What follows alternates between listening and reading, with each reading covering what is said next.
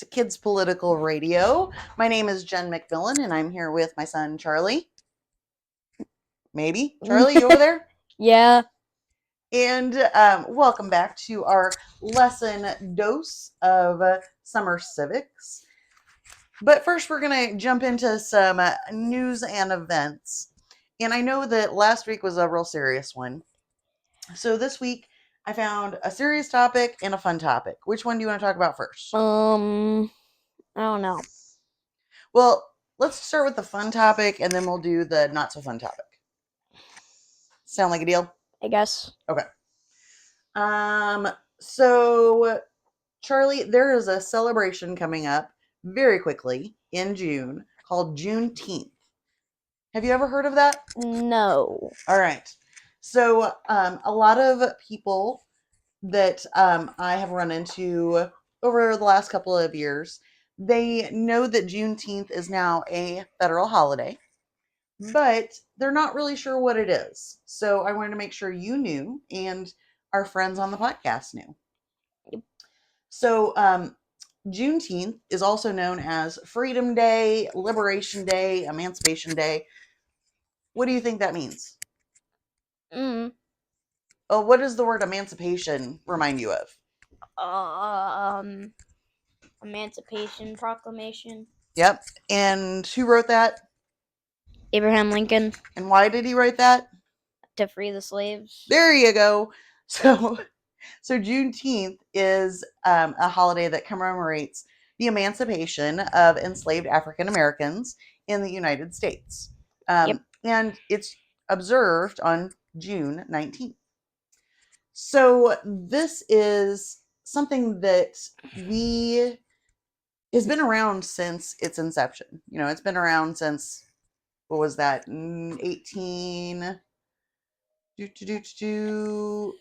63? That was the proclamation. But really, what they come down to is in June of 1865, a Union general went down to Galveston and announced this General Order Number 3, which enforced the Emancipation Proclamation in Texas. And why was that important? Any ideas? No. So it was 1865. So is the Civil War over by that point? Maybe. Yep. So even after the Civil War, Texas still had slaves. So when he went down there and gave this order, that was what became Juneteenth, combination of June and 19th.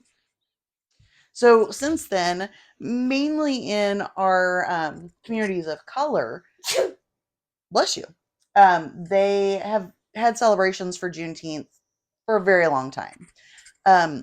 I never celebrated Juneteenth until I moved to Decatur. And here in Decatur, we do have some special events going on at our Devon Lakeshore Amphitheater this year. And I encourage you guys on the podcast to look into your nearest small city or town and see if they're doing a Juneteenth celebration. So if you have any questions about that, Charlie? I don't know any questions. Cool. Do you want to go to the Juneteenth celebration? Sure. Cool. Hopefully it's not rainy or really, really hot. Yep.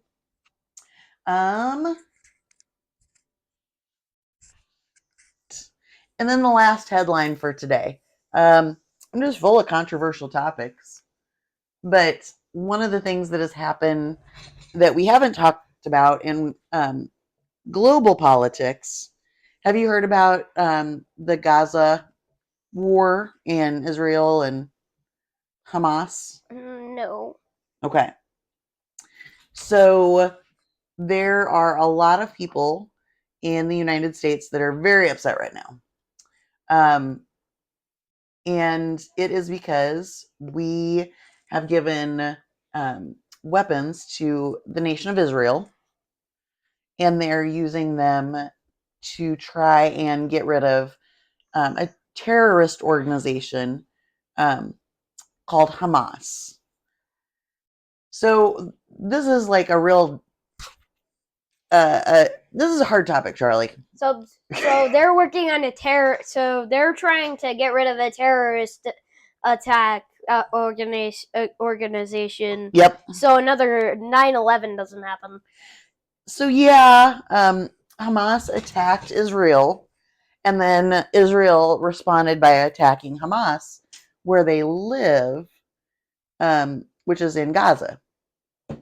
But they are harming not just the people that are fighting in the war, but they're harming civilians and kids. So there's a lot of background there, but I do want to acknowledge that this is something that we're going to talk about as we kind of move forward in our civics lessons is, the role that the United States government plays in other countries. And this is going to be one of the really big examples. So let me put it this way.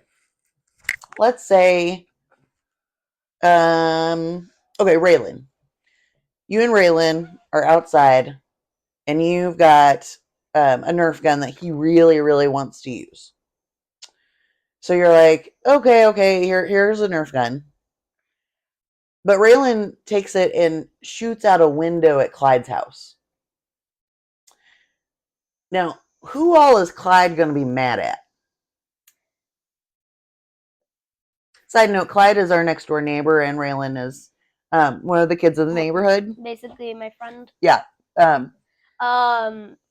So that probably wouldn't ever happen because I'm just saying. I don't really have anything that I know, but I'm saying if that happens.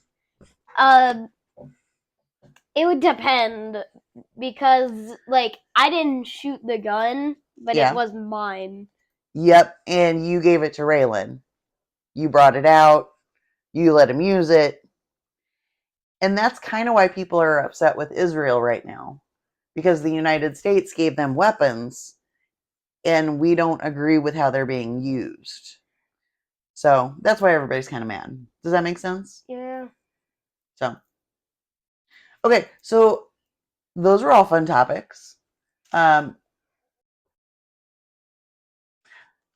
All right, so now on to the main part of our lesson.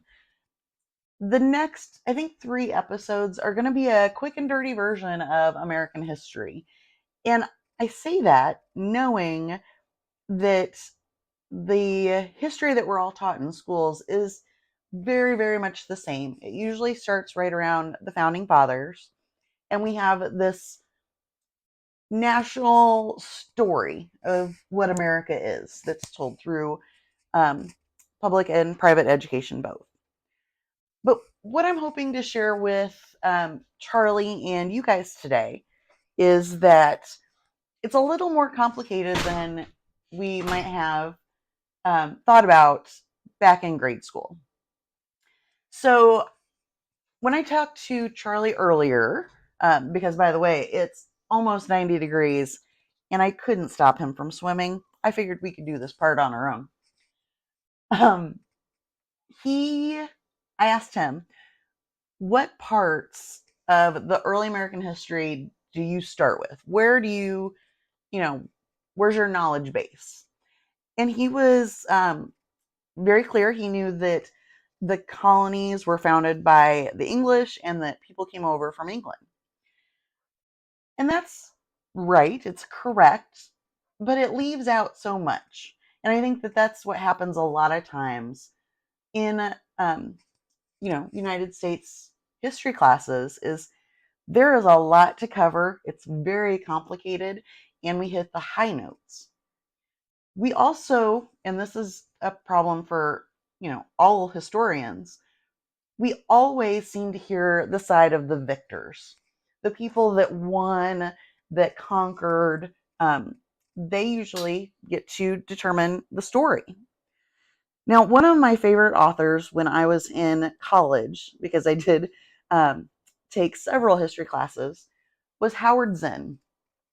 And Howard Zinn is, to me, the punk rock equivalent in history. He has a great book that he has written. He passed away in, I think, 2010. but it was all of the stories that supplement the American history that we're taught in school when we're little.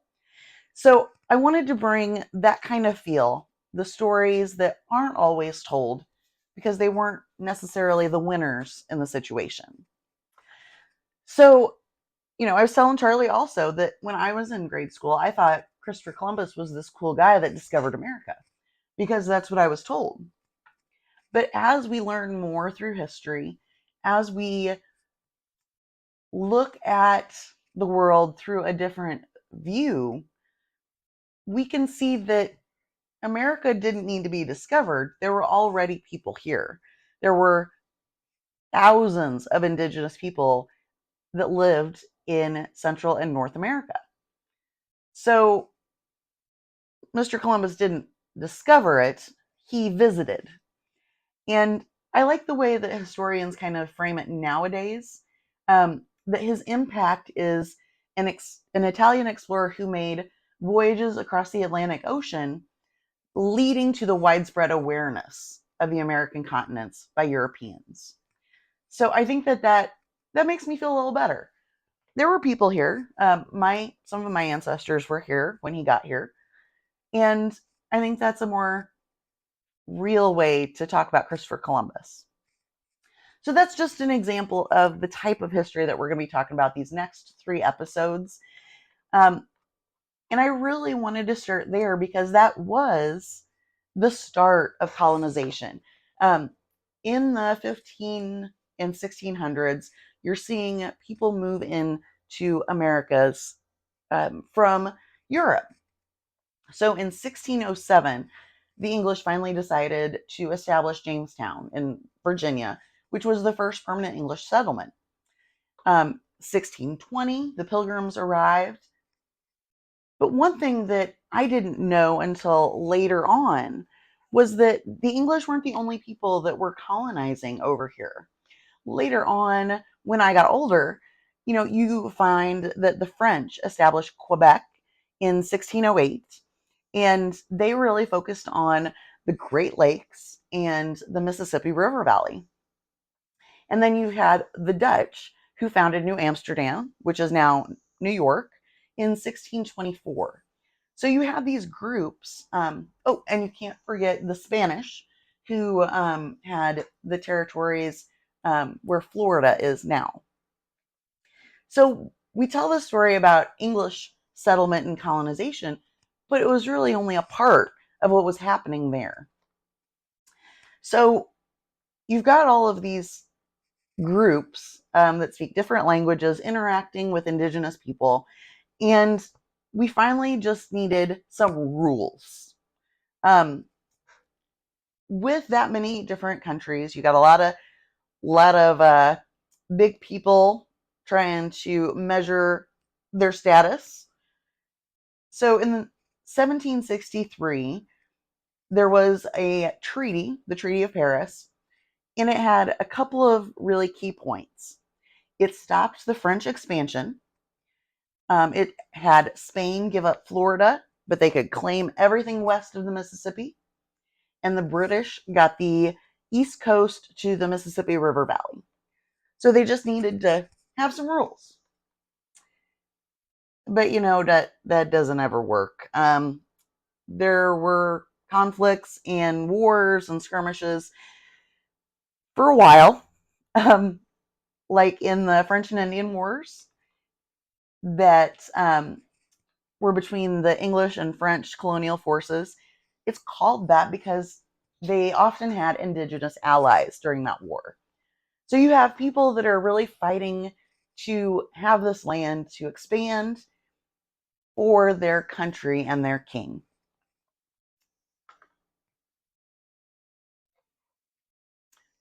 But in the end, as we all know, the British were primarily was primarily the country that had the most people living in the Americas at that time. And I find it very interesting, and I'm going to have to do more research about it, but the English, they sent a lot of indentured servants to the Americas to help originally with, crop production, building. They just needed people. So they were sending a lot of these white Europeans to the Americas with contracts of 5 to 15 years of indentured servitude, where they'd have to be a servant to someone in order to gain their freedom and passage. But as you'll know, if you are an indentured servant, there's an end to your time. So once you're done doing your servitude, you will then have the chance to go out on your own and become prosperous. And I just think that that's very interesting because I know that that was more common in the American territories for the English rather than the French. So we just had more English people. And once all of those conflicts came together, the colonists won. So, of course, we've got the Constitution and the Declaration of Independence that we talked about last week. But I wanted to just kind of give that background to say we were always a huge conglomerate of different people living in this one area for a very long time, from all of the indigenous tribes and peoples that lived here prior to Christopher Columbus to up to today. Another key thing that I wanted to bring up in this section also was that life in early America was very different from what we have now, which we all know, but it was also vastly different between the larger cities and more rural areas. Now, during that time period, there were so many more rural areas because most people lived on farms and relied on agriculture for their livelihood. They needed that space. They needed a pasture for chickens, pigs, and cows. They needed acreage to plant corn and wheat and vegetables, making them self-sufficient. At that same time, though, you had people that were living in larger cities like they had back in Europe, from, the mid 1600s to 1800s. There were cities in America that were very, very busy and were diverse. So instead of working out on farms, you'd have people that worked in trades. A lot of those professions were like blacksmiths, working with a forge and working with metal, carpenters, building things, cobblers, they make shoes, or just working in other factory type roles. So you just had a different culture, even back then, between rural and urban families. However, I think that it is really important to note that this came at a really important time in world history as well. Because as the United States was growing from the late 1700s to the early 1800s, it was a time of industrial revolution. So you're seeing more and more factories, you're seeing the introduction of steam power and improved transportation that's reshaping life in America. So we'll come back to this rural and urban divide, but I think that it is an important part for us to know, even when we start back in early American history.